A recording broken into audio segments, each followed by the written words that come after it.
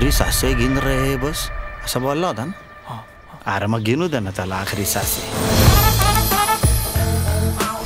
Ravi agency का office आहे इधर. दद्दूचं पण लाईफ इन्शुरन्स काढता येईल का असंच विचार करत होतो तू. पण मी तशी लकी आहे कारण माझे तुमच्यासारखे फॉलोवर्स आहेत. आता वाचणार नाही तो. इन्शुरन्स आहे ना त्याचा. एका जिद्द्या माणसाला मारायचं बोलतोस तू. Hello sir, myself Rohit, new to Mumbai, looking for a job. पोलिसांनी असा काय घोळ घातलाय की तुला इथं येऊन हल्ला करावा लागतोय.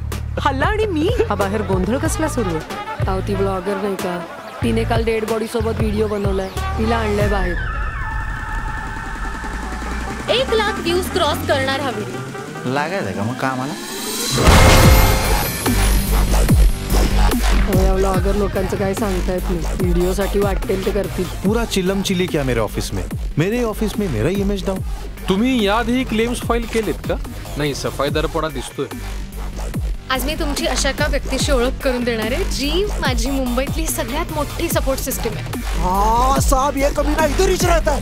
रोहित बद्दल काय माहिती ते सांगा.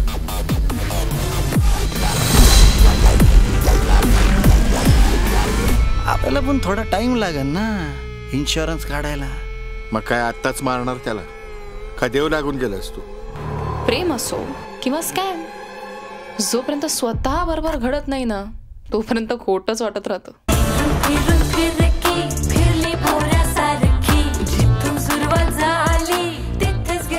कायदा मोडण्याचं समर्थन मी करणार नाही, पण तो मोडला गेला याची खंत आहे का मला, तर नाही. रोहिदास इधर मुंबई में है, नेहरू नगर में.